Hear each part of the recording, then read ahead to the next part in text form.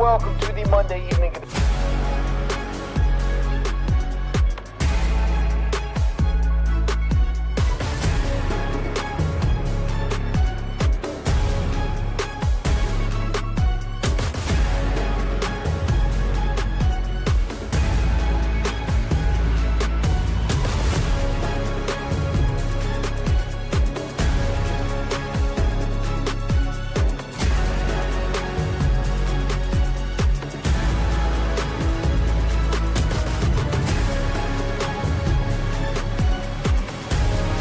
Love ball like I do. After Dark, it's a must listen. It's where I go to get my hoops fixed. This is Field of 68 After Dark.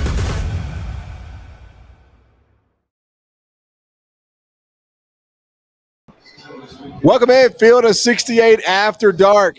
Half of the Sweet 16 is set.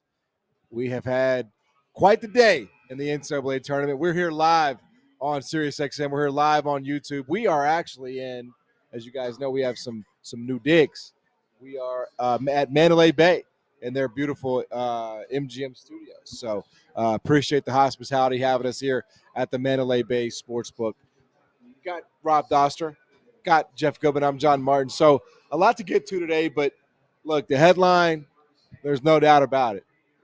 They put the Arkansas Razorbacks, they put John Calipari in a coffin. They just forgot the nails.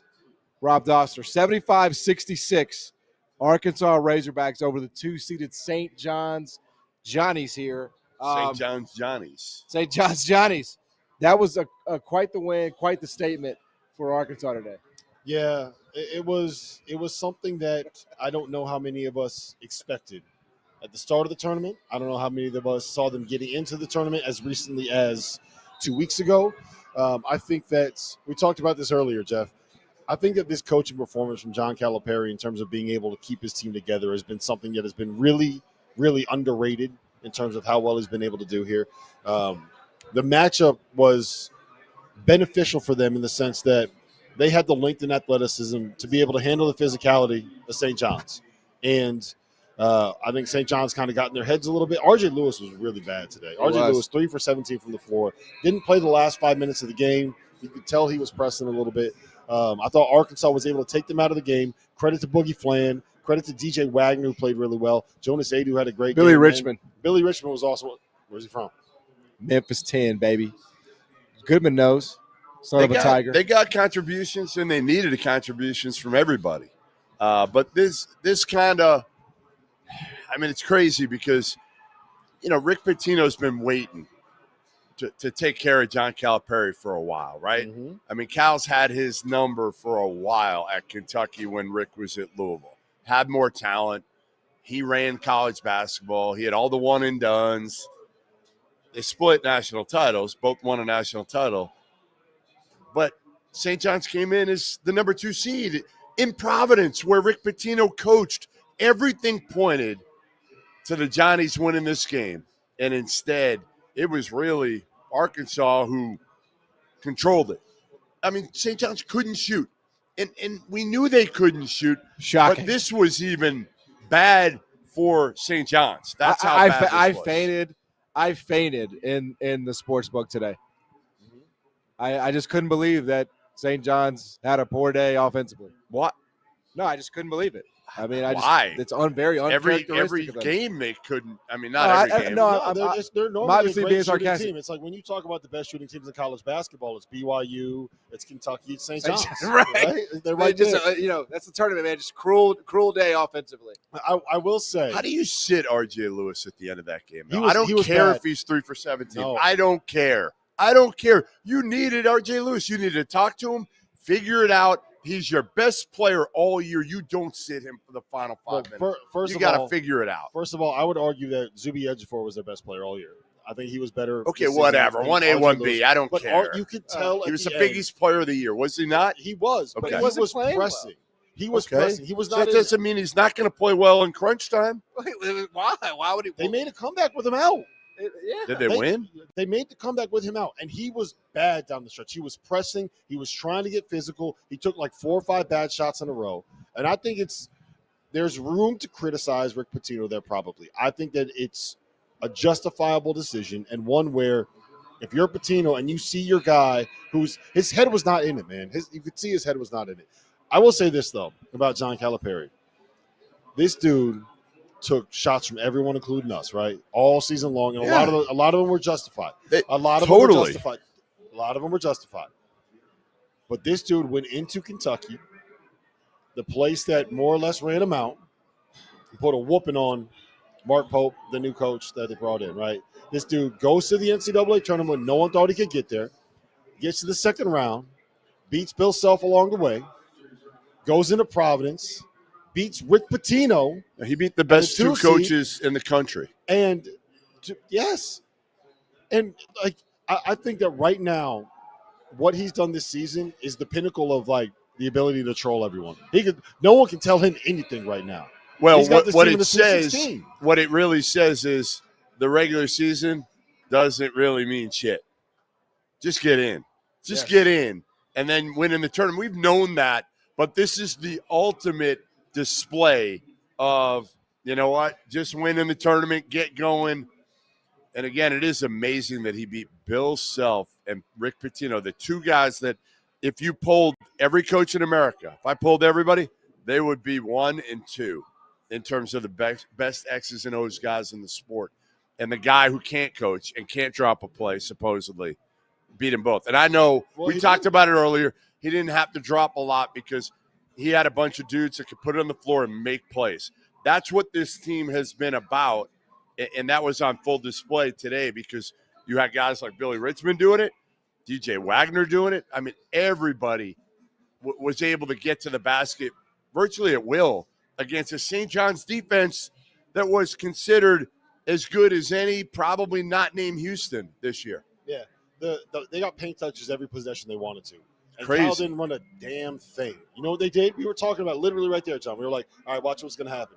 Give the ball to DJ Wagner. All right, they're going to run up a big for a ball screen. Yeah. They're going to come off the ball screen.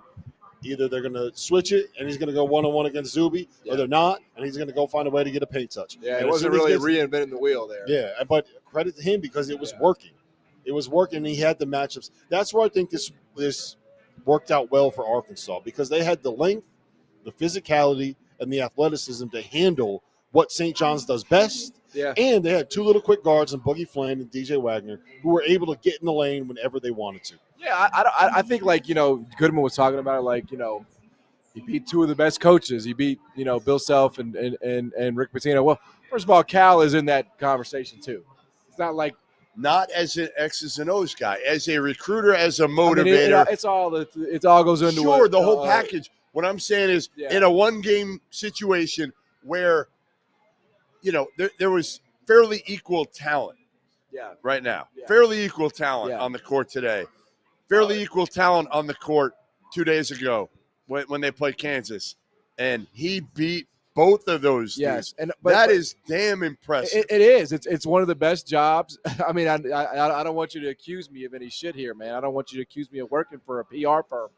But it is one of the best coaching jobs Cal has done. Now, with that being said, you know, it's over the last third of the season. It's a team that should have never been a 10 seed, right? It's a team that should never be an underdog in the first two rounds of the tournament based on the talent they have. With that being said, you know, we talked about this yesterday. This is where Cal is at his absolute best. He's playing with house money. People are excited that, you know, Razorback fans are excited that they're here, and he's loose. And that makes him a dangerous coach and this team a dangerous team. I don't think it's playing with house money. I think what is making him so dangerous is he's now the underdog again. He's now the guy that's been counted out. Like when he was at UMass, no one thought he could win. Like no one expected him to be a Final Four team at UMass, right? Yeah. He gets to Memphis. Nobody expected him to be a Final Four team in Memphis. He is the underdog at Memphis. He had been run out of the NBA. Yes. You get to then you take Memphis and you get the Kentucky job. Everyone said, you can't win with freshmen, man. You can't put together a team with all of these freshmen and be able to win. And then he reached the mountaintop. And once he reached the mountaintop, it's very different once you are the hunted instead of being the hunter. And I feel like he's kind of moved to this role, or he's back to being the hunter a little bit again. Now, look, didn't have a great regular season. Everyone knows that. Regular season. That's how you know it's been a long day once your voice starts cracking like that. But He has gotten it done when it mattered. He turned this thing around. He kept them together. All credits to him. Great season. Yeah, no, I'll be interested to see like how far this thing goes, because honestly, that's not a team that I would want to step in front of.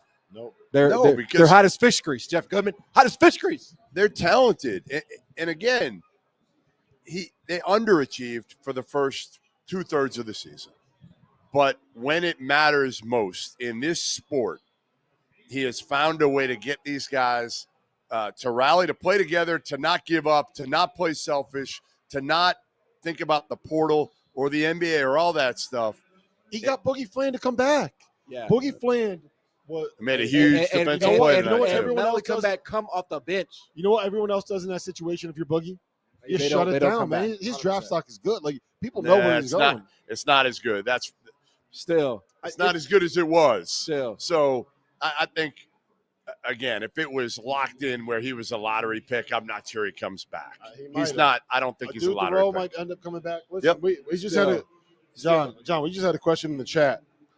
Question coming in from I don't answer. John I don't here's the answer question. chat questions, man. The question coming in from the chat from John Means is, where is John Fanta? Oh, I know where John Fanta is. He's driving home right now. He's in Providence. No, he's on his way home. Yeah, well, he was actually in Providence, and he got a chance to catch up with John Calipari on the revenge tour, on the redemption tour, and we actually are going to go to that now. John, how did your team win this game? Well, we really guarded the first 5 minutes of the second half, where they usually ramp it up.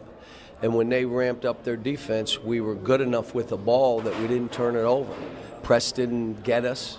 There were no turnovers in the press. And then we got good players. I mean, they broke down and made layups, and we got good players. And so, great win. But you go 2 for 19 from the three, and you win by 9? What am I missing here?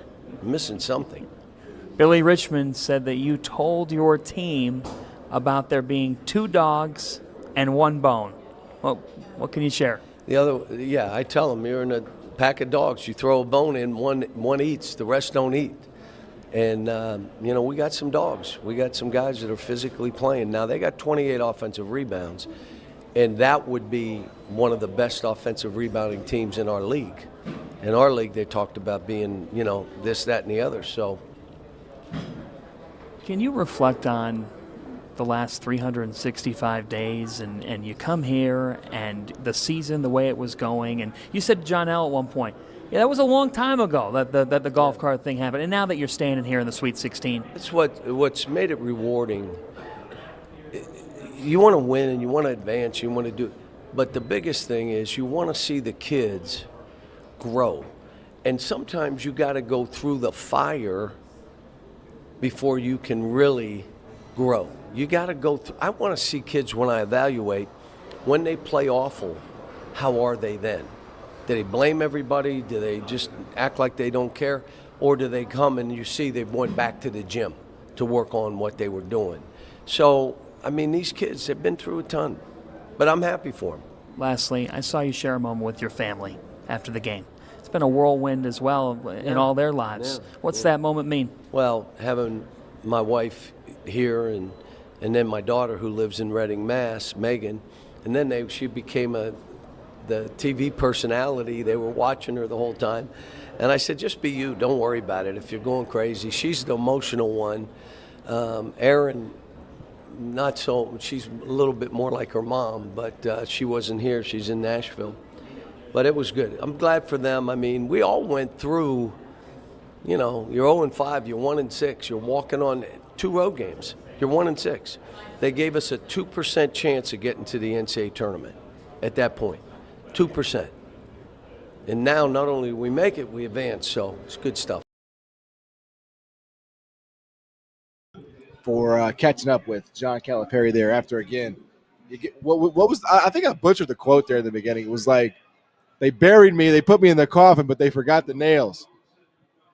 That's elite. That's an elite quote. That is a good quote. Now, then Cal turned around and put this St. John's team in a coffin, and he did not forget the nails. this was a 2-seed St. John's team.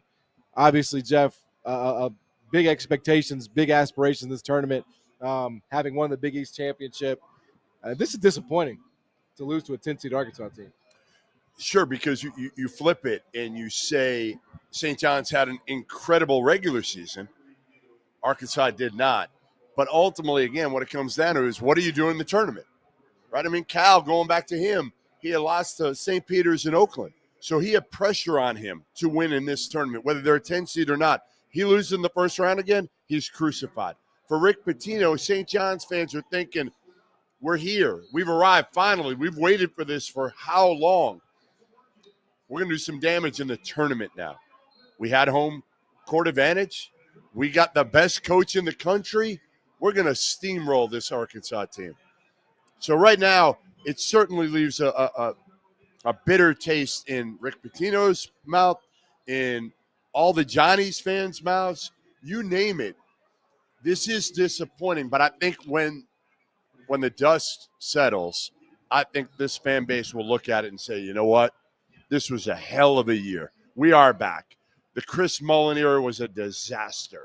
The Steve Lavin era was a disaster. Norm Robert. I mean, you can go back. All of these guys. They won a regular season title, Big East title, for the first time in 40 years.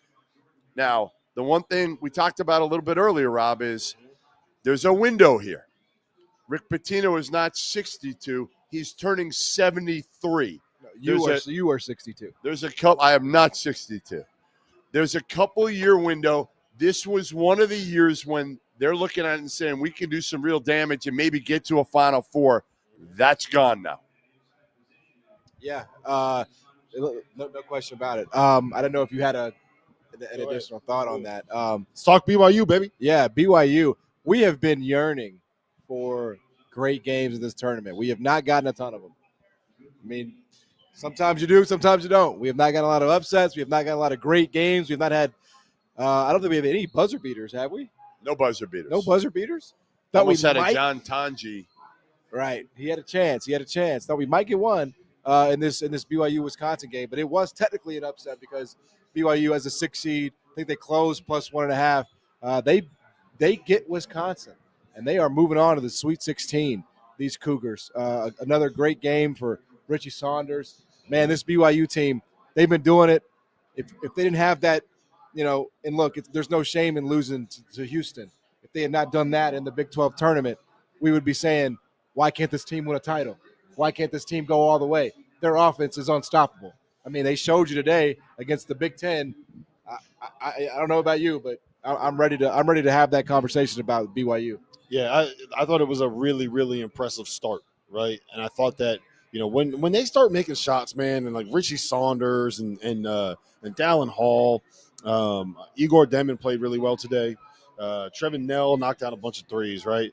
When they get going and that offense is cooking, Kevin Young is really good at finding the matchup that they're going to be able to take advantage of, right? He's got that NBA mindset where it's, okay, well, you know what? This guy's got a mismatch, so we're going to go to him here. Richie Saunders has a guy that's not as fast as him. Let's get him in some zoom actions coming off those curls.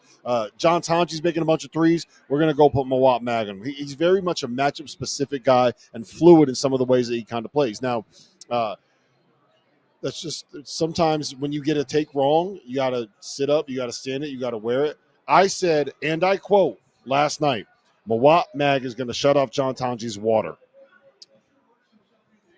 37 points, 10 of 18 from the floor. That's what John Tonji did. That is definitively not having your water shut off. Well, I mean, but hold on. And that shows you how dangerous BYU is because John Tonji went nuts. John Blackwell finished with 21 points and 6 boards.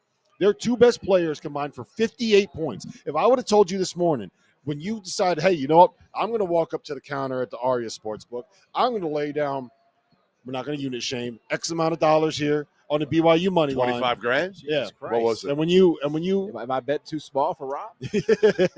and when you put that money down on BYU money line, if I would have said, John, just so you know, John Tonji and John Blackwell are going to combine for 58 tonight. You probably would have said, you know what? Maybe can I get that? Let me hit that cash out button. Yeah, I probably would have gone the other side. I mean, and listen, let's be clear. I mean, they had a chance to win it at the horn. They did, or at least they did in overtime, right? So it came down to a one shot, one possession game. But I think the biggest thing that you hit on was just that start. I mean, they were up 11 at the half. They just have so many different weapons, man. They have so many different ways that they can attack you offensively. And look, Houston is obviously a threat, and I'm thinking sort of big picture here, but there's not a team left in this field that BYU can't compete with, can't hang with, and honestly probably can't beat. I wasn't sure Kevin Young was the right hire. When they hired him, you're choosing between, guys that obviously are of Mormon faith when you're choosing a coach, and there's not a big pool of candidates to select from. Kevin Young had a chance to be the head coach of the Brooklyn Nets. Had a lot of momentum in the NBA. Dude, he's a beast. Could have been a head coach in the NBA. He's at a some beast. Point, and instead goes to BYU, and I'm shaking my head. I'm like, what the hell is wrong with this dude? Why would you go to college now when you have a chance to be a head coach in the NBA? Yeah. He's done an incredible job. Seriously. They were 6-6 in early February. And they went on a run in the Big 12. They went on a run they're 11-1 since. Beating Iowa State twice. They won at Arizona. Mm-hmm. The only loss, I think, is to Houston in that stretch. It took him time. Yeah. Which makes sense. Well, you know why? I was talking with some of the guys on the staff about it. It took him time to figure out, like, college basketball is significantly more physical than the NBA game. Significantly. It took him time to figure out. Do you agree with that?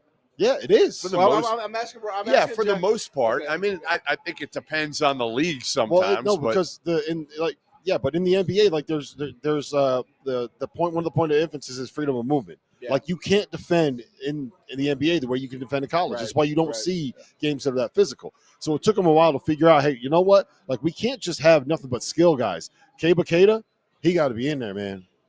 Moat Mag, he's got to play. I mean, I'm serious. I watched them today, and it's not just because I want to bet on them. I mean, they've been playing this way for 2.5 weeks. Because they have a great combination. They really do. As you're saying, they really do. You got some tough, athletic dudes who can guard and want to buy into that. Then you got a bunch of skill position guys, and then you got Richie, who's just he's been awesome. He's carried them. And he's really carried them. And so if Alabama can get past St. Mary's tomorrow, right? We're going to get an Alabama-BYU matchup. And those two teams are they're kind of built similar, right? It will be the highest total for a college basketball game ever. Ever. Alabama-BYU will be the highest total for a college basketball game ever. For an over-under. He's not saying what the score is going to be. No, I know. One, Loyola Marymount. That's just factually. Loyola Marymount. There's Loyola Marymount years ago. No, it's I'm not. Sure there was can BYU beat them? It's going to be the 200s, and yeah, of course. I mean, Alabama. It took quite the effort for them to even get past Robert Morris. Right. I mean, you might honestly say you feel more confident about this BYU team, how they play, how they defend even now over Alabama. I mean, I don't know. More confident is the way that I would phrase it is I think right now BYU is playing significantly better. They're more consistent. Yes. They're more consistent. They have figured out how to make it work. Now, if it clicks and Alabama kicks into high gear, I mean, Alabama could beat anybody in college If Mark basketball. Sears plays his Auburn, A game. They beat Auburn at Auburn. They could beat anybody if in Sears college plays basketball. his A game. Yes. Yes, that's the key. And that is I don't think it's just Sears, right? Obviously you need to play his A game. But they gotta put their boots on, man. Like Cliff is gonna have to show. If Cliff gets outplayed by Bakeda, then Alabama's not winning. But see, what I love about BYU is that you don't have to worry, you don't have to wonder about that shit. Yep. You don't have to say things like if Richard Saunders plays his A game. They know their roles. You don't have to. They have bought, and that's where Kevin Young's done an incredible job, right? Yeah. It took him some time, probably, as you said, to figure out go from the NBA game to the college game, and also figure out okay, what are these guys? How do I get them to accept their roles? Because, again, so many of them are coming back and thinking they're going to take a jump when they do. The transfers are coming in thinking, hey, you know what? I'm going to be a guy. And really, Richie Saunders has been the guy for this team, but they have other really good players around him. Yeah, absolutely. So just could not be more impressed, obviously, with with what BYU did today in that 91-89 win over Wisconsin. They are on to the Sweet 16. All right, we will come back. Lots more that we need to touch on, right? Half the Sweet 16 is set, so we'll continue to do that here on Field of 68 After Dark. Stick around. If you haven't heard by now, we have partnered with BetMGM for the season. We'll be using BetMGM lines to make all of our picks, and we'll have special offers for the listeners and the viewers. Download the BetMGM app and sign up using the bonus code FIELD. Deposit at least $10 and place your first wager on any game, and you'll receive up to $1,500 in bonus bets. Go download the BetMGM app and use the code FIELD today. People have opinions about me, strong ones. Some compare my brand to the competition and call me a copycat. Some say that I'm just watered down, that I fall flat. I've heard it all. But the people who get me, they say I'm different, subtle, but balanced. Nothing to hide, nothing artificial. And once they give me a chance, they keep coming back for more. For more dab water. That's right, I'm talking about dab water, and I swear by it. No bubbles, no fizz, just a smooth, refreshing canned cocktail made with real tequila. 100 calories, 0 sugar, 0 carbs, and gluten-free. Find Dab Water's 4 flavors in an 8-pack variety pack or single flavor 6-packs. Dab Water invites you to enjoy its great lineup of products all tournament long. Take it from me, Jeff Goodman. Sometimes the most polarizing things are the best things. Dab Water, tequila, water, natural flavors.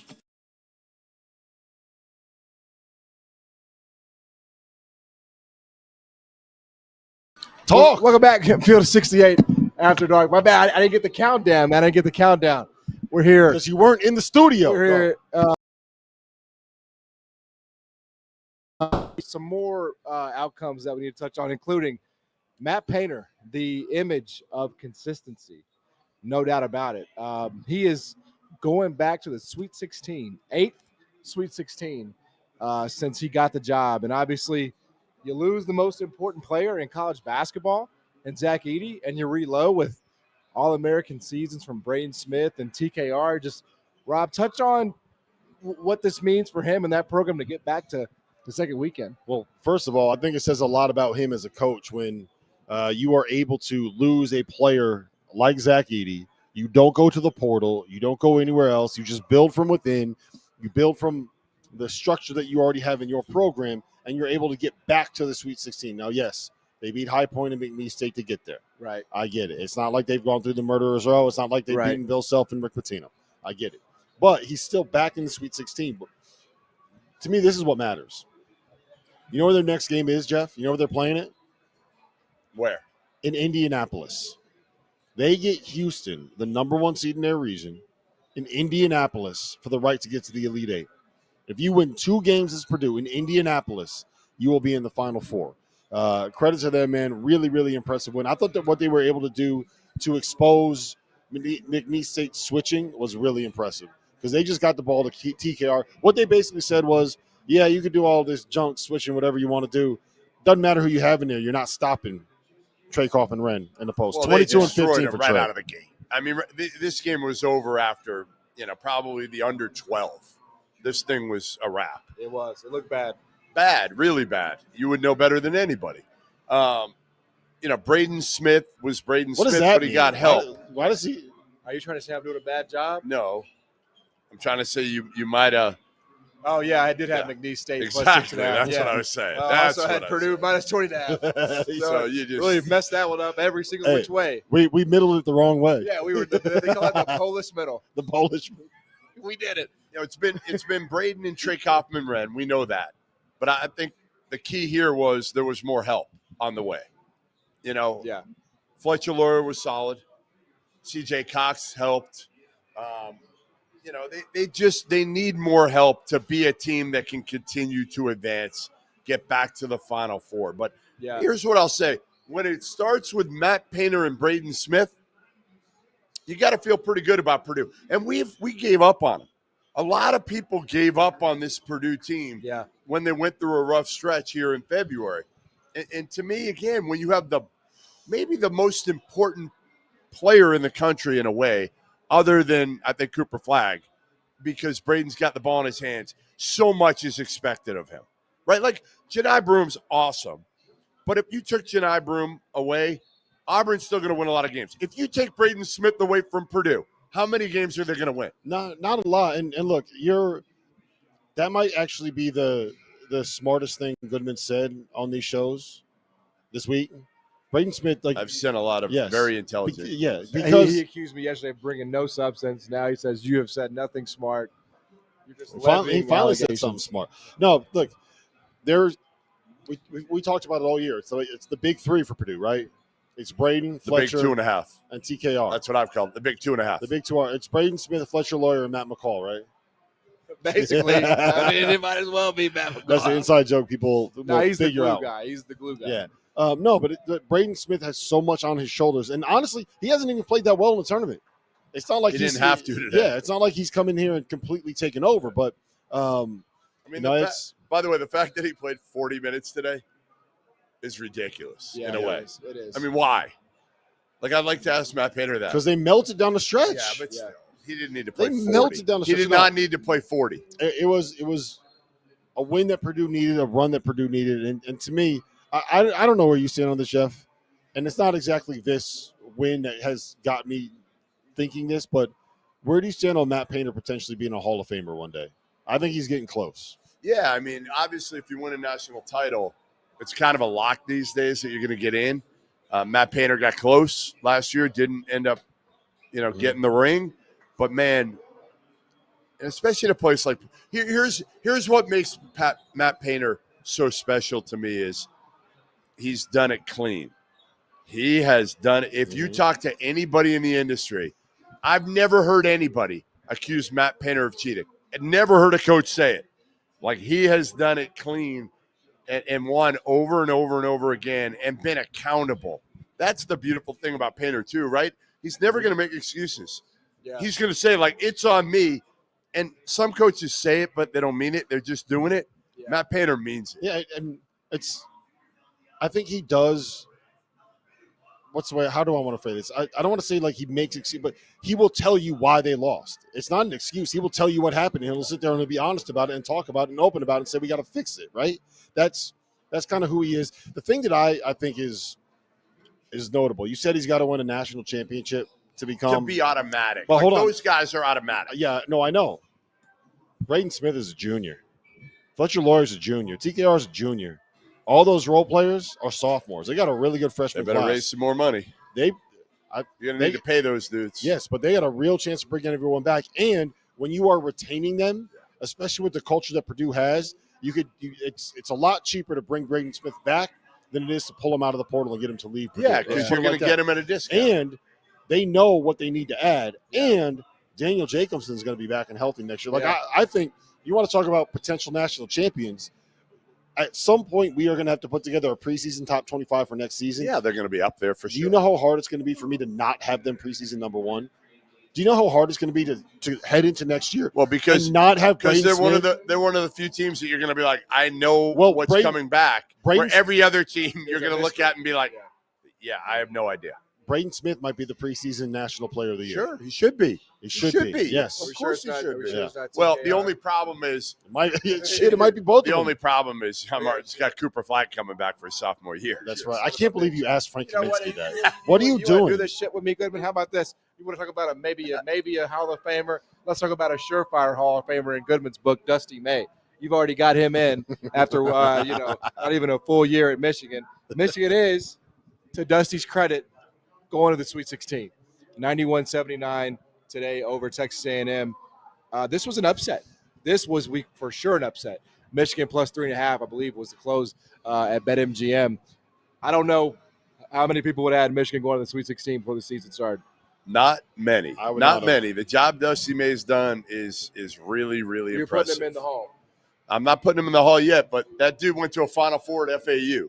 Okay. Oh, I know. How many people can say that? Yeah, no, you haven't been down to Boca. You haven't been down to the mean streets of Boca. You would. I don't know if you can handle the mean streets of Boca. I'm pretty sure you couldn't handle it. You haven't been to the Ellie. I'll go down. Right? He hasn't been to the Ellie. Ellie? Is that what it is? Yeah, the Ellie. The Ellie. Tell him about the Ellie. Baldwin Arena. You don't know nothing about that. You know nothing about. You don't know nothing about Cracker that. Jack All Arena. I'm saying is what Dusty May's done in year one, taking over a program, winning a ton of close games. A lot of people saying it's luck, but not really having a great point guard situation and finding a way to mask that and win a ton of games and get to this point with like two bigs, right? Two bigs. Most people thought, I know I did when I heard he was gonna play them both together. I'm like, yeah, good luck with that. And then it's like, who's your point guard? Trey Donaldson really couldn't do it at Auburn. How's he gonna do it at Michigan? I mean, what he's done is really impressive this year to get to this point and to do what he did in the Big Ten. So he did it in the regular season, and he's doing it now in the NCAA tournament. That is damn impressive. Yeah, the matchup problems you can create with Danny Wolf, he has done an exceptional job finding ways to scheme that, right? You mentioned point guard play. Shout out to Trey Donaldson. He had game winners, and I think it was or maybe big shots in 3 of their last 4 games heading into the NCAA tournament. Then another one today. Led them to a Big Ten tournament title, and then had a huge look. I don't even know what you call it. He got to his left hand. He just threw that shit up and prayed that it went in, and it went in. But he made the shot that they needed to put them up by 5 when it looked like they were going to gack away. I think they were up 9 with a minute and a half left. Shout out to Roddy Gale, by the way. And they tried really hard to give that thing back. Shout out to Roddy Gale because he got the second dunk for Michigan today. BetMGM, by the way, if you guys like crazy props and really fun things to bet on. Rob did them. Really fun things to bet on. Rob was, BetMGM. He had a lot of winners. BetMGM. So excited. BetMGM has a prop for every game in the NCAA tournament for the total dunks for each team. It is wildly exciting to bet on. Shout out to Roddy Gale. He got us a W. Really, the best. That's the only bets Rob won today. The best bet was the first to 15. I came back. Yeah, I came back. First to 15 is the most fun thing because I feel like everybody in the casino is betting that. So you hear a roar. Whoever gets to 15 first. I didn't know about it till last year. It's awesome. So big picture. Dusty May, Michigan, everybody counted them out. They made it to the Sweet 16. Yeah, I mean, Matt Painter, Purdue. I was not the only person that had High Point winning and had McNeese winning, and Purdue kind of rolled through both of them pretty easily, right? Yeah, we had an 8-0 first weekend or first 2 days of the tournament for the Big Ten. Everyone won, everyone covered. Now you got 2 teams in the Sweet 16. Wisconsin lost against a team that John Martin said is winning the national championship. Right, and I said Wisconsin was and UCLA lost. That. UCLA lost the game they're supposed to lose as a 7th seed. Yes. Do we underrate the Big Ten this season? Well, let's see what they do and if they have a Final Four team. To me, because again, we know the Big Ten has good BYU depth. was the first. I mean, how many of these games? Michigan was the first one of these games that was like, okay, they're underdog, right? Like the rest of them have kind of played out true to form or market or whatever you want to say. So we knew they had some Sweet 16 caliber. I think it's a little early. Do they have Final Four teams? They may prove the next. But let's see how it all settles. To me, we got to answer that question. Let's see how it settles next weekend. You know what I mean? I mean, Michigan's got Auburn next. Michigan's still in playing. Atlanta. That's surprising. In Atlanta. Me. Yeah. Michigan could have lost to San Diego. Yep. So I will say this though. You are right. They won the games they were supposed to win. They covered in the games that they were favored in. Yeah. But look at the teams in the SEC that were in the middle of the pack and lower, right? Yeah. Georgia lost first round. Oklahoma lost first round. Vandy lost first round. Texas won in the first 4 and then lost to Xavier. No, they lost in the first 4, right? They lost to Xavier, yeah. And then I'm missing one other one that lost early on in the tournament. But those bubbly kind of teams, they all got in from the SEC. They got in from the Big East. The Big Ten didn't get those bubbly teams in. The Big Ten got all single-digit seeds that weren't stuck in an 8-9 game, and all of those teams won. You want to hit Auburn here real quick before we go to break? Yeah. So again, it's the SEC light. That's what the Big Ten was this year. Yeah. Auburn, speaking of winning, speaking of covering, Auburn wins very impressively, 82-70. This was a back-and-forth affair for basically the majority of the game, but Auburn kind of just pulled away there late. And I think this was, a big statement because Auburn had kind of been playing around. They had lost 3 or 4 coming to the tournament. They didn't look great against Alabama State. So you said, all right, is this Auburn team going to be able to get back to the intensity that they're playing with for so long this season? And I think by winning against a Creighton team, obviously we know is super well coached, very talented, and you cover the number here, which I do think is important in terms of how you rate a performance. I thought Auburn said everybody needs to shut the hell up and slow down. We're still that team. Well, they got a big performance from Tahad Pettiford. They needed that. I think he had 25, hit a bunch of threes early, got going early. 23 in 32 minutes. He played 32 minutes. Yeah, Tahad Pettiford got going. Chad Baker-Mazara hit some big shots early to kind of get them rolling. And I thought the biggest thing was they withstood that punch from Creighton. Creighton hit 9 threes in the first half. There was one point they were up by 5 early in the second half, right? And that is the kind of thing where we've seen this Auburn team before get in the hole, sulk, get upset, get annoyed, pointing fingers, or like it's not working. We haven't seen them dig deep all that often, dig deep in grind games, especially late in the year is what I mean. They've done that before. Late in the year, it was kind of they get punched in the mouth and they reeled a little bit. They got punched in the mouth by Ryan Kalkbrenner and Stephen Ashworth and Jemiah Neal, and they ate that punch, came right back, won the game. I thought it was a really impressive performance. Janai Broom, you got the box score up. Janai Broom, what did he finish with? It was not good. Janai finished with 8 points, 4-13, 0 for 4 from 3, 12 rebounds. The big thing for me for Auburn, Kalkbrenner will get you, man. Kalkbrenner got a lot of people like that. The second half, they played like the Auburn team that we had seen earlier this season. The first half, they did not. They trailed going into halftime. Yes. So can they follow that up against Michigan? I want to see what they can do in Atlanta against a Michigan team that, frankly, their guards are much better. And if Pettiford can play like that, you know what it is though. You are forgetting the number one storyline in this game. And honestly, the more I think about this, man, this might be a bad sign for Auburn. Trey Donaldson? We got Danny Wolf against Dylan Cardwell. No, that's not it. Vlad Golden against Janai Broom, 2 mid-major fives. That's not it. The 2 big guys, 2 teams with 7-footers going against each other. That's not it. Let him cook. Chad Baker-Mazara coming off from bruising his bony ass, according to Bruce Pearl. No. Who has hit the game winners in 4 of the last 5 games for Michigan? Trey. Where did he start his career? Auburn. It is the Trey Donaldson revenge game. If he hits a game winner against you better watch Auburn, out. We will have him on the field of 68. I will tell you that much. Yeah. I'll be there in Hotlanta, where Auburn has a major home court advantage. And let me just say before we move on to the break, shout out to Ryan Kalkbrenner. Oh, he's awesome. Great player for 5 years. Yeah. Right. Big East Defensive Player of the Year 4 times. I know it's tricky with the COVID year stuff. You know who the only other player to do that is, John? A man by the name of Patrick Ewing. Pretty good. Ryan Kalkbrenner built that defense that Creighton was. He did it in such a way, right? Like never wanted attention. Just did all the little things, great defensively. We always wanted more out of him offensively, I feel like. And he did it for the most part this season because it was needed of him. But he was like the consummate pro and the consummate teammate, all about the right things. I will say this, as a fan of a team that is in the Big East, I am sad to see Ryan Kalkbrenner and Cam Jones leaving this conference. Yeah. I am also thrilled that Cam Jones and Ryan Kalkbrenner are out of this damn conference, man, because those 2 boys could play.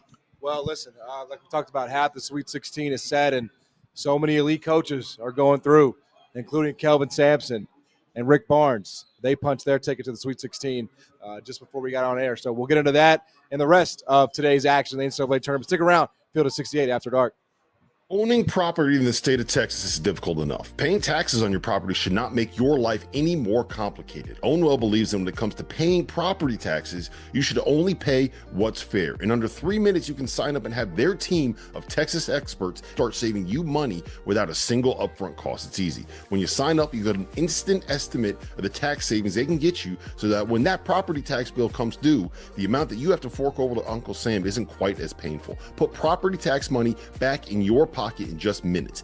86% of customers receive a reduction with an average savings of more than $1,100. Imagine how much less stress you'll have in your life knowing that you could take some of the money that you have earmarked for the IRS and spend it on, an 85-inch flat screen to watch March Madness. The deadline to protest is May 15th for most Texas counties. Sign up in less than 3 minutes and start your protest today at ownwell.com/CBB. That's OWNWELL.com/CBB. Now is your chance to prove you're smarter than the field of 68. We're hosting a Survivor contest with our partner Splash Sports. There's a $25 entry fee, a 25 entry max in the contest, and more than 1,700 spots available, which means there's a $40,000 max prize for the winner. Survivor is the future of March Madness. Each day you pick a team to win. If they win, you advance. We'll also be running a free to enter bracket contest as well as a second chance Survivor in the Sweet 16. So prove you know more ball than the field of 68 on Splash Sports. Well. When you look at this shit, guy's not here. There he is. He's late. He's late. Unbelievable. The two of you. You wanted to fire me because I came out a little bit late. I'm the only pro in this company. I'm the only guy who literally has an iron does bladder. it exactly how you're supposed to do it. Here's the problem. It's Vegas. The air is dry. It wasn't a problem when it was a problem for me. It's only a problem when it's a problem for you. I mean, the other thing is, double how old are standard. you guys? How old are you? I'm not. How old are you? How old are you? You never ask a woman her Your age. bladders. I'm older, and I'm have an holding iron it. bladder. You hold it. Keep You it guys moving. hold it. This is not North Korea, dude. I'm gonna use the bathroom. All right. A couple more results to talk about, and then we're gonna head on over to the afters as well. So make sure because we have a certain somebody's team playing tomorrow. First game of the day tomorrow to kick us off. So we'll get into that in the afters. But how do I say goodbye to what we had with Drake? Your adopted children. Yeah. Will you disown them? No, I mean, I'm sad. I'm sad to see this Why Drake do you team look go. at me like that? I am. I mean, this is tough for me. This was one of the great stories college basketball, and I don't think they got enough pop for it, to be honest. Yeah. I think we gave them some, but I think the rest of the country missed out on the Drake Bulldogs. That was a fun team. I mean, you go 4 Division II players. They come over to Division I in the Valley, and they dominate the Valley with a head coach that we've heard about for a few years in Ben McCullum, but he comes in and he shows like he's the real deal. He is absolutely the real deal, and he could end up at Iowa in a matter of hours at this point. We'll see. But this team, and they fought Texas Tech today. They absolutely fought them.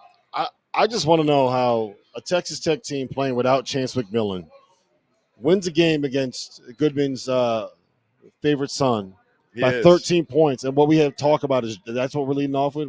It's Drake. No, this is it's for the him. Drake side. This is we need to give Rob, the opportunity this is a here. personality-driven show, bro. We have to let our personalities be themselves.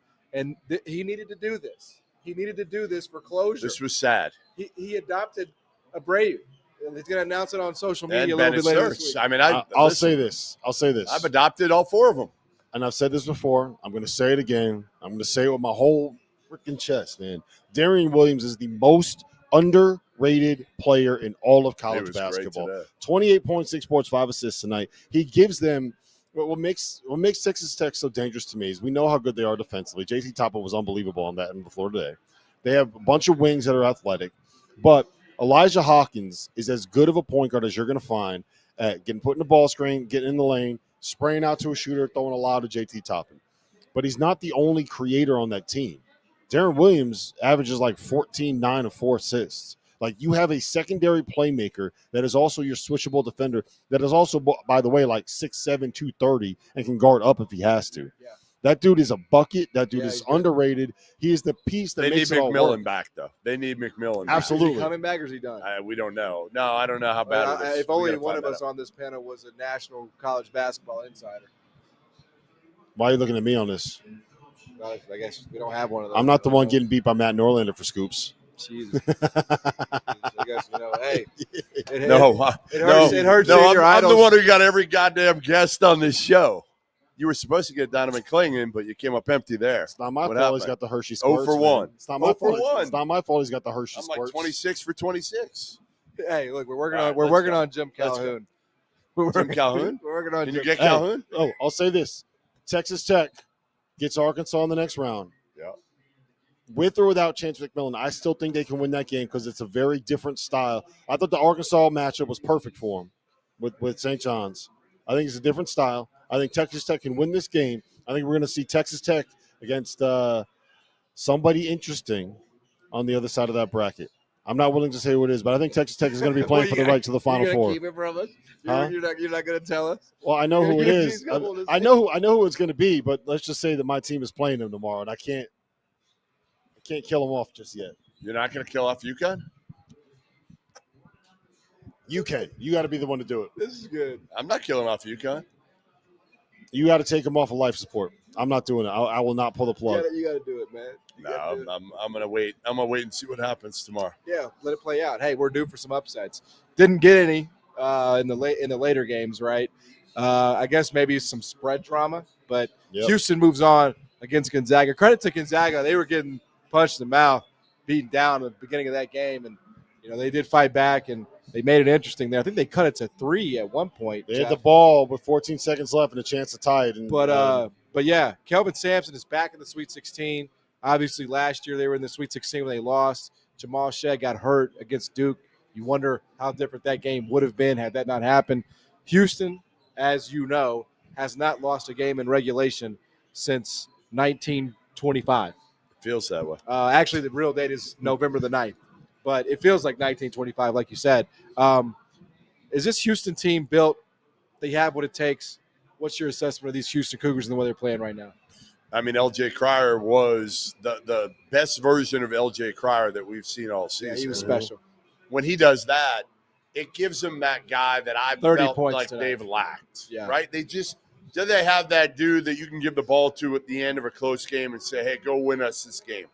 Because they have the defense. We know that. But, can they – I mean, they've shot it well this season. That's the one area that, to me, they don't shoot it a ton from 3. But their percentage is really good. I don't know. I mean, I'm still not all in on Houston, being able to win it all. But when I watch Cryer play the way he did tonight, I'm like, all right, maybe. And I'm not a big Gonzaga guy this year.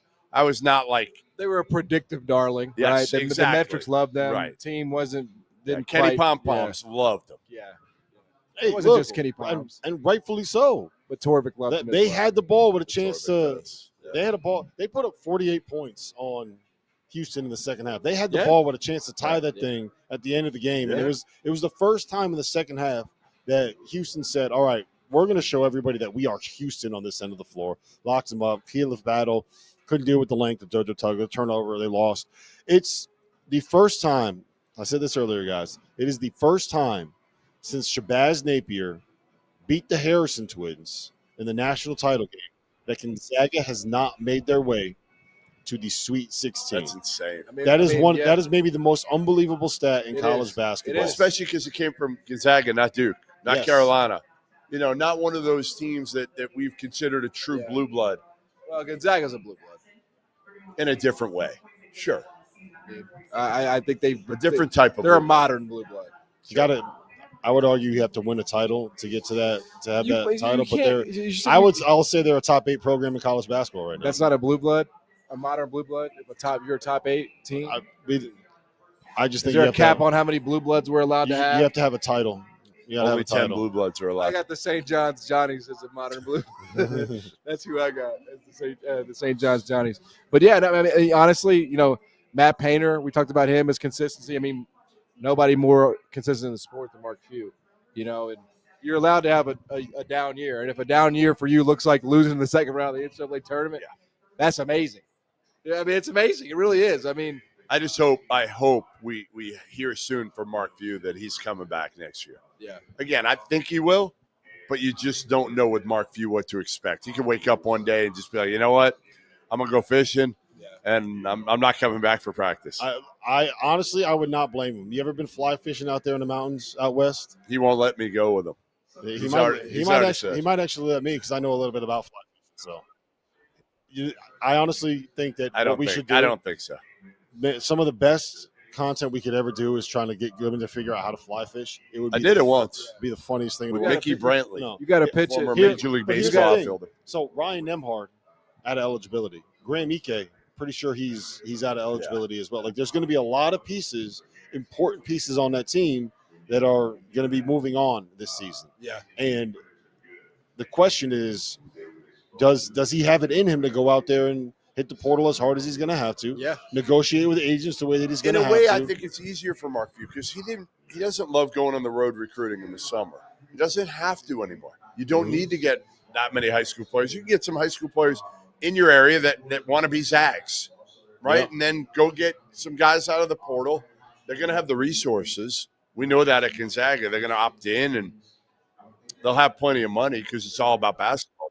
Yep. Hey, real quick, before we get to toast of the night, I want both of you guys to answer There's this another question. game we haven't hit on. Yeah, I want both of you guys to answer this question. Rick Barnes is now in the Sweet 16. This is trivia night with Doster. Yeah, hasn't been to the Final Four since, was it 2003 with Texas when he made it? Is this the year that he gets Tennessee to the Final Four? Man, they're playing amazing basketball. I mean, I know UCLA was probably not as talented. I mean, they definitely weren't as talented as Tennessee was tonight, but I mean, it was just a consistent sort of solid effort throughout the night. And with Zakai Ziegler and when Chaz Lanier is making those threes, I mean, they're so fundamentally sound. Final Four is tough, but I mean, it's hard to doubt them. Honestly, it's hard to doubt them. They held UCLA to 58 points. Yeah. And again, Ziegler, I mean, they shot 50% from three, 11 to 22 from three. Yeah. They can guard. We know that. Yeah. They can score now. Yep. I have them going to the Final Four. I have them beating Houston. And I think that this is the region that they want to be in because they match up really well with Houston. Yeah, they do. They've beaten Illinois already this season. Sorry, Trevor. And they played Kentucky twice. At they Illinois, know how to. with Zakai Ziegler in foul trouble. Yeah, and they know how to at least play Kentucky. So he knows what's up. Yep. Trev knows what's up. He needs to get a good night's rest tonight because he's got a big one tomorrow. All right, let's get to toast of the night, Rob Doster. Who has earned your toast of the night? There's only one person in the world of college basketball that deserves a toast of the night tonight, presented by Dad Water. Dad Water. Thank you, Dad. And that Water. is Arkansas head coach John Calipari. Toast of the night. He beat Rick Pitino. He gets to the Sweet 16. He shut up a lot of doubters, shut up a lot of personalities here on the field of 68. Coach Cal, I'm drinking a Dad Water to you. how do you not? I mean, that's the easy one, and that's the one that really I think you have to go with at the end of the day. Again, I'm going to go to Cal, and I'm going to the Drake Bulldogs and Bennett Sturts because they're my boys. Yeah, love that. I'm going to go to the good folks here at Mandalay Bay and BetMGM because they have turned this thing into a first-class operation. I mean, you guys should have seen Trevor. His eyes lit up. I mean, he couldn't believe how sharp upscale it this looks. setup was. Yeah. So, and then of course we had the Flaker yesterday. I mean, this has been a great week. So, listen, it's been a fun tournament. Half the Sweet 16 is set. We're going to get into tomorrow's action, right, when the Sweet 16 is fully set, because tomorrow, a lot of bangers on that card on Sunday. Rob Doster, Jeff Goodman, thanks for being with us here on Field of 68 After Dark.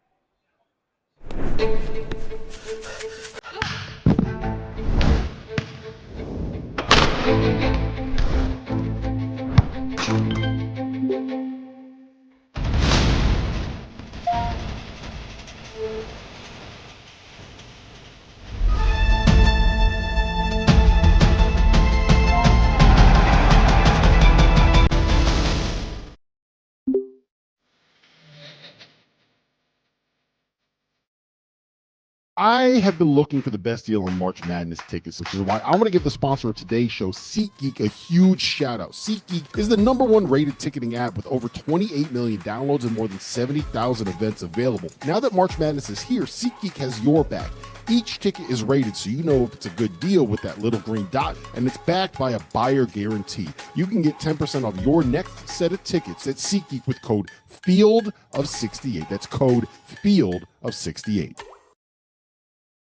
I want my home to feel like my home. So whether I'm looking for big furniture, just a small piece for my place, or maybe some storage solutions for the basement or the garage, the answer is Wayfair. Seriously, I needed a new patio set and fire pit for my backyard. I bought it on Wayfair. It looks great on our deck, and it gives me an excuse to fire up the smoker, invite some friends over, crack a couple beers. Just last week, I bought a new chair for my office, someplace comfortable to sit while the madness takes up the 4 screens in front of me. I got it on Wayfair, clicked a few buttons. A couple days later, it showed up at my front door. They even offered to help set it up for you. Digging through online stores can be intimidating. Trust me, I know. It can be hard to find what you're looking for in your price range, but not on Wayfair. They have great options, even if you are balling on a budget like me. Wayfair has every style for every home, including mine and yours. So head to wayfair.com and shop everything home. That's WAYFAIR.com. Wayfair, every style, every home.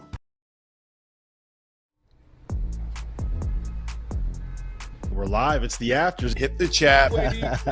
I'm not getting close to any bear. My career high on the court is 28.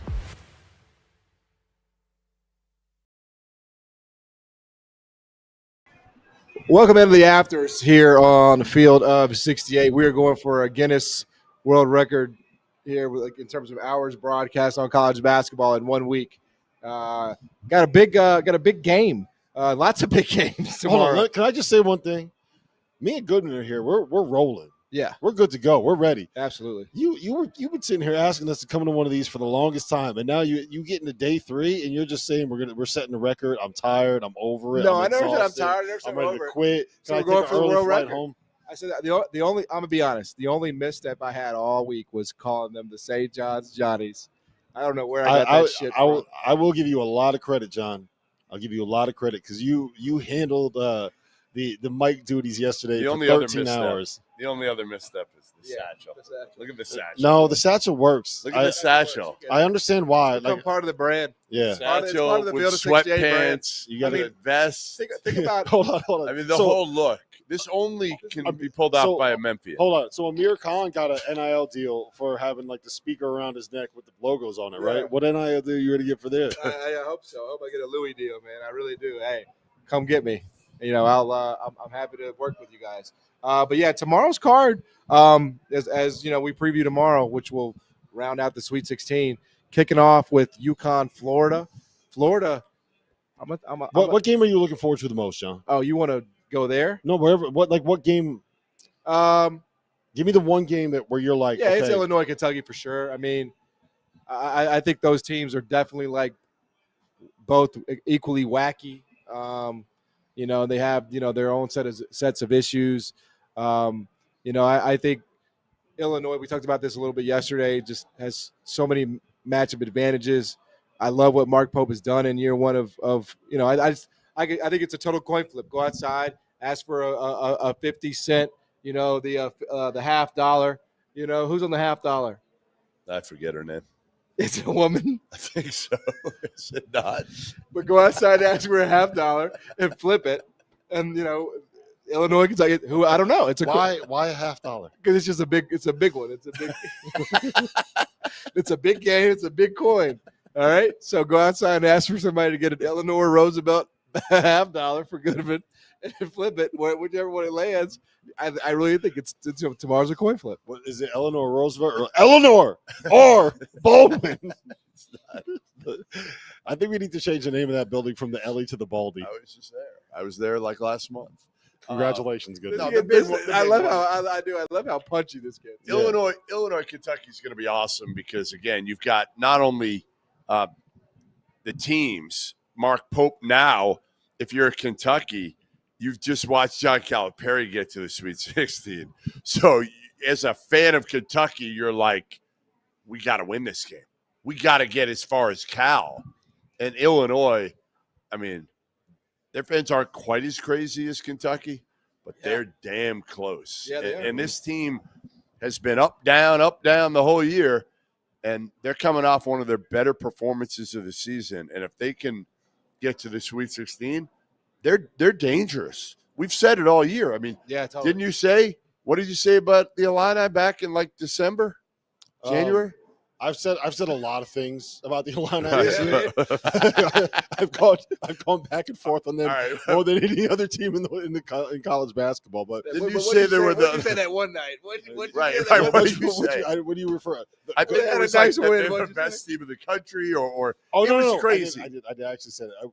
It was after they beat Oregon, and I was like, yeah, we're going to see Duke and Illinois. I said we're going to see one and two. Duke and Illinois playing guard, and there's a non-zero chance that could be the number 1 and number 2 teams in the country playing when that happens. Though, that win was crazy as shit. I mean, they went into Eugene and like destroyed Oregon. Mm-hmm. I had the same thought. I wasn't on that night, but I'm like, oh my God. I mean, is this Illinois team like that for real? And I think, here's the thing. I think everyone I've talked to is on Illinois tomorrow. Really? Everybody is on Illinois. Everybody's on BYU today. I mean, yeah. Well, Kentucky, still, you look at them and they don't blow you away. Illinois, you look at what they just did, and you're like, holy shit. Like, if Will Riley plays like that again, if Colin Boswell plays like that again, it shouldn't even be close. Because Kentucky right now, you have one guy that fears that you're scared of if you're Illinois, right? Otega Oweh. He's the one guy that you're like, you got a game plan for. Lamont Butler is not the Lamont Butler we saw back in December, in November when they won all those big games. I disagree with that because I don't think you have to game plan for Otega Oweh. You just got to put your best guy on him and try to slow him down. You got a game plan for what Kentucky's going to run and how they run it with a 5-man that operates as their point guard a lot.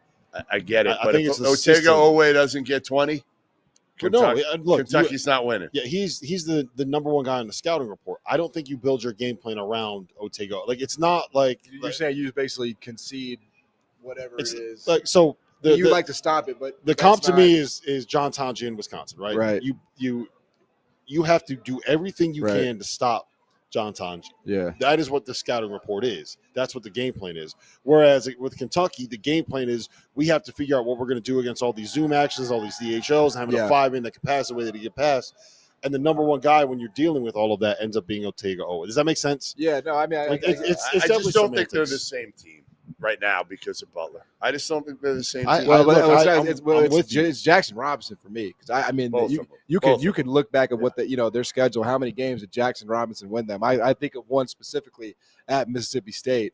I mean, they don't win that game without him, and so it's hard to. They have shooting, with Kobe Bryant, and they kind of do it by committee now, but they miss him. There's no doubt about it. I mean, outside of that, I mean.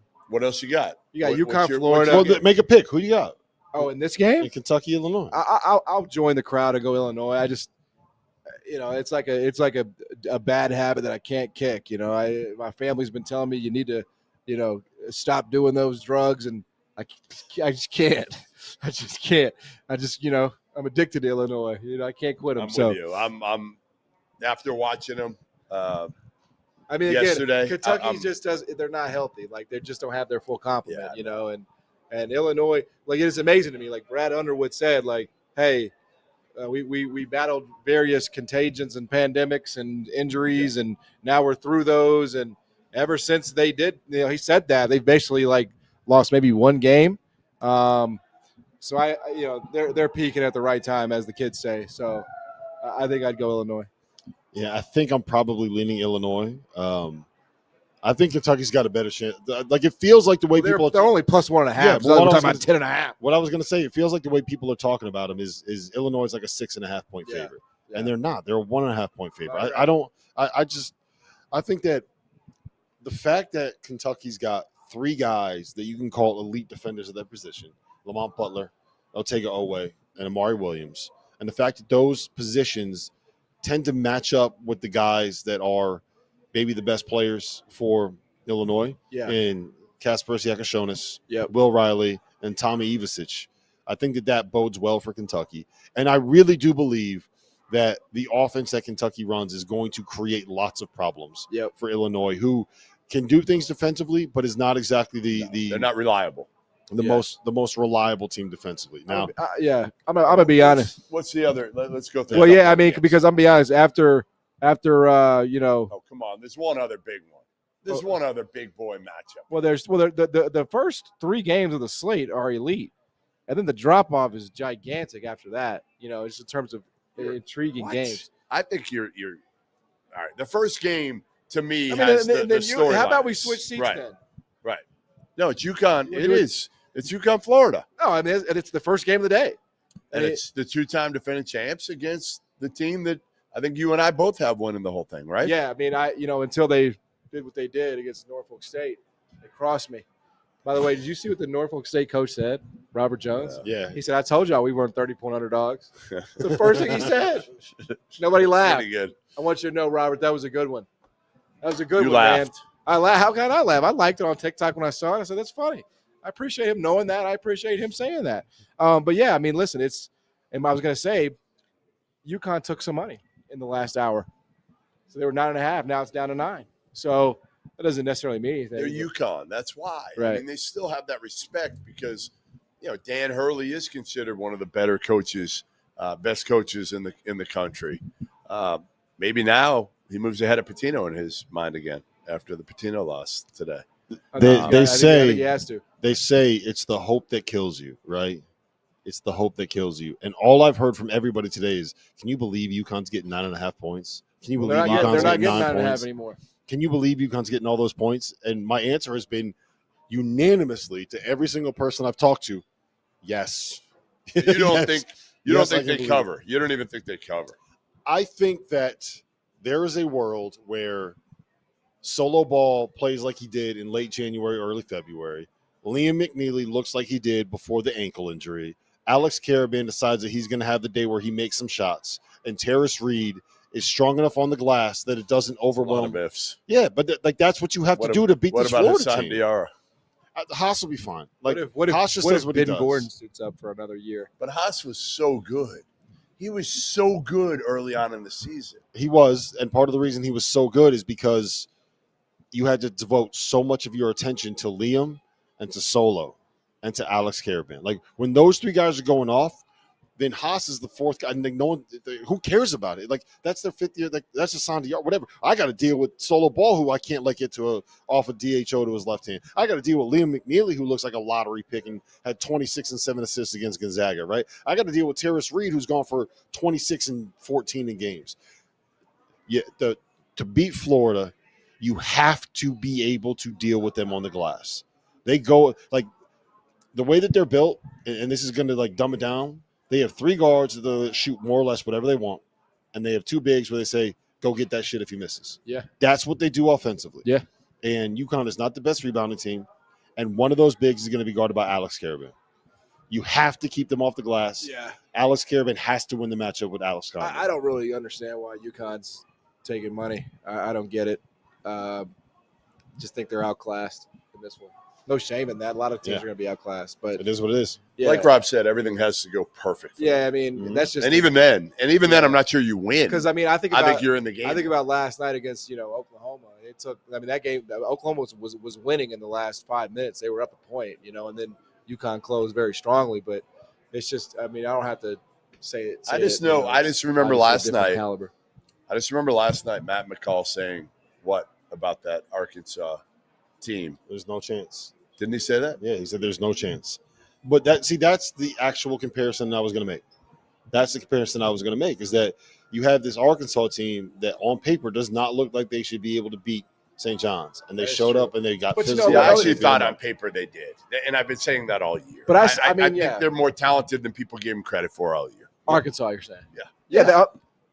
That's what 100%. People had them in. I had them in my top. Nobody ever asked me. Everybody have them in the top 25, 15. but I did a top 25 at home for myself. All my imaginary friends, and I had Arkansas. Top 15. So you do a top 25 for yourself. Yeah, I like to just as a gauge. Like, hey, what do I think about the college basketball season? Let me look at it when it's all over, said and done. Yeah.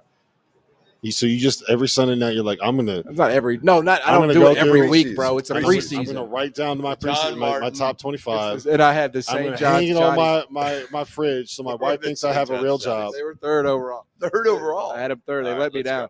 You would have keep going through the. Sorry, it's not going quick enough for you, man. Baylor and Duke will be. Jeremy Roach revenge game. Revenge game. Got a lot of revenge games here. Josh, revenge he's speaking English. Revenge game. I think Duke kills him. I mean, come on. I think Duke kills him. This isn't even one that honestly, I think is going to be close. I think Duke could absolutely. Well, let me ask Coach Doster, because he's used a doctor and a coach. He's probably what is the path for Baylor to keep this game competitive? Well, Scott Drew will do that. He's a praying So man. yeah, I prayed, by the way. I sent up a Hail Mary. No, I just Baylor's issue is they can't guard, and their defense went in the shitter when Big Josh Anjawuna got injured, and he hasn't been back. And you know what you can't do against Duke? Be a team that can't guard. God, they're so small too.